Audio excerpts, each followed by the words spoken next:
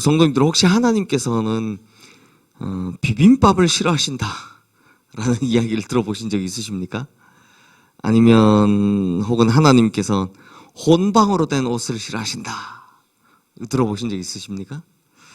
또는 하나님께서는 하여튼 썩는 건 무조건 싫어하신다 뭐 이런 이야기 들어보신 적 있으시죠?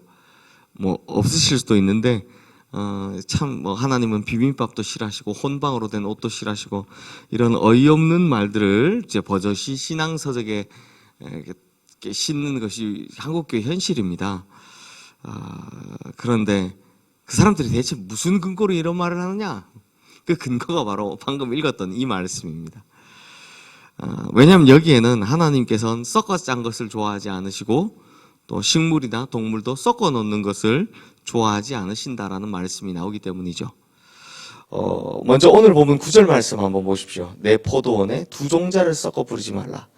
그리하면 내가 뿌린 씨의 열매와 포도원의 소산을 다 빼앗길까 하노라. 근데 이 말씀을요, 성도님들, 농촌에서 설교하면 농사 짓는 분들이 다 이걸 이해를 못 합니다. 왜냐하면 우리나라 예를 들면 과수원으로 쳐봅시다. 과수원에 짜투리 땅이 남으면 거기다 뭐 심습니까? 대부분 옥수수 심고 뭐 고추도 심고 아니면 조그마한 요만큼 땅 나오면 우리 어르신들 뭐 거기 텃밭이라 해갖고 막 상추 심고 막 이러시잖아요. 그 보면 과수원에 땅 옆에 남으면 저 시골에서 자라서 가지만 땅 남으면 거의 다 옥수수 심으십니다.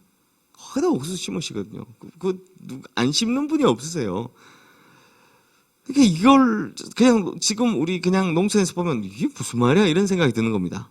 그리고 10절 말씀도 보십시오. 너는 소와 나귀를 결의하여 갈지 말며.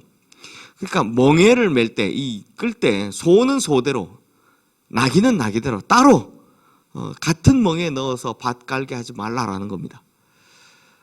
이것도 참 무슨 말인지 이해하기 어렵습니다.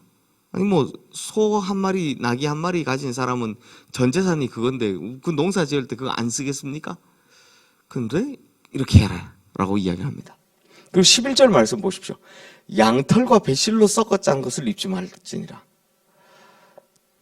요즘 우리가 입고 있는 옷 중에 100%는 거의 없습니다. 거의 다 혼방입니다. 거의 99.9% 혼방입니다. 뭐 100% 면으로 된 거 아니고는 다 혼방입니다. 그럼 이렇게 보면 이게 전부 다 이해가 안 되는 말씀이죠. 이게 도대체 이게 무슨 말이냐 이런 생각이 듭니다. 그렇다면 성도님들, 대체 하나님께서 이렇게 말씀하신 의도가 뭘까요? 여기에 대한 해답이 성경에 나옵니다. 바로 사도 바울이 해놨습니다. 오늘 본문 10절 말씀에 이제 소와 나귀에게 한 멍에를 씌우지 말라라는 말씀을 인용해서 고린도 후서 6장 14절에서 16절 말씀에 이렇게 해석을 해놨습니다. 이 지금 화면에 뜨는 이 말씀 제가 같이 한번 보시죠. 제가 한번 읽어보겠습니다. 너희는 믿지 않는 자와 멍에를 함께 매지 말라.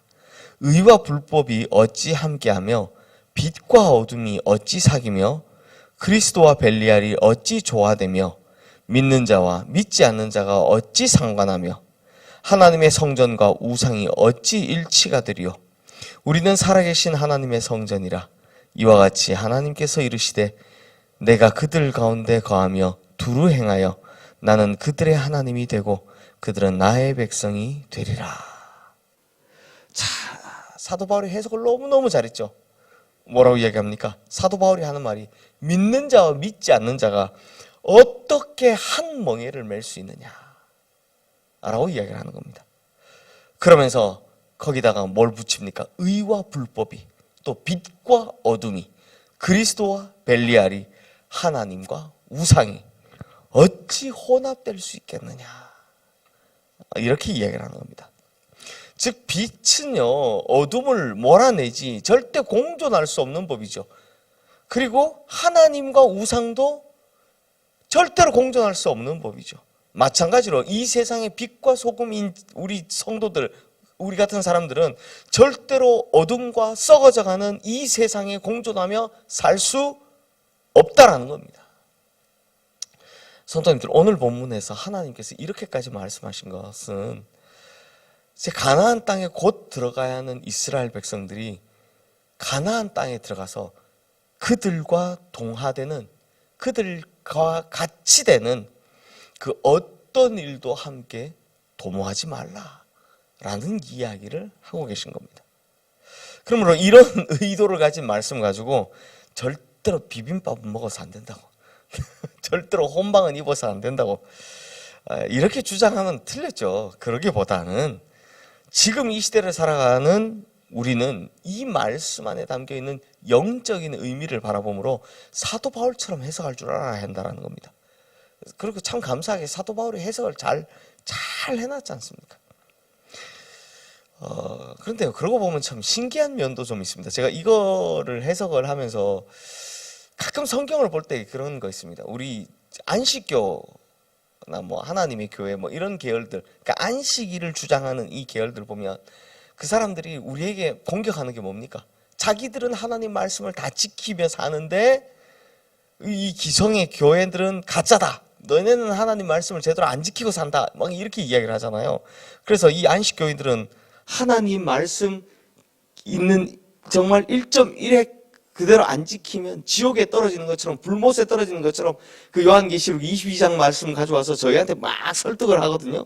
그래서 그들이 주장하는 게 일요일 주일이 아니라 안식일 토요일을 지켜야 된다. 그래서 자기들은 수요일도 안 받고 군대도 안 가고 막 그렇게 하나님 말씀 지킨다라고 이야기하죠. 근데 왜 비빔밥은 먹습니까? 그럼 그 사람들은 농사 지을 때 왜 이 한국식으로 농사를 지을까요? 옷은 다 혼방 입고 다니잖아요. 그러므로 성도님들, 제가 지금 드리고 싶은 말씀이 뭐냐? 하나님의 말씀은요, 이 말씀이 주시는 하나님의 정확한 의도 파악이 더 중요한 겁니다. 글자 그대로 지키는 게 아니라, 그러면 우리 돼지고기 아무도 안 먹어야 됩니까? 그게 아니라 하나님이 말씀하시는 의도 파악, 이게 중요합니다. 그렇다면 오늘 말씀이 주시는 하나님의 정확한 의도, 그게 뭡니까? 믿는 사람들이 어떻게 이 세상에서 그 조금 누릴 유익을 위해서 믿지 않는 사람들과 함께 그들의 방법대로 살 수 있느냐라는 겁니다. 그러므로 믿는 사람들은 절대로 이 세상 사람들과 함께 어울려서, 함께 어울릴 수는 있지만 뭘 하지 말라? 악을 도모하지 말고 죄 짓는 일을 하지 말라라는 겁니다. 믿는 사람들이라면 조금 손해볼 줄도 알고 조금 미련해 보인다 할지라도 어떻게 하라고요?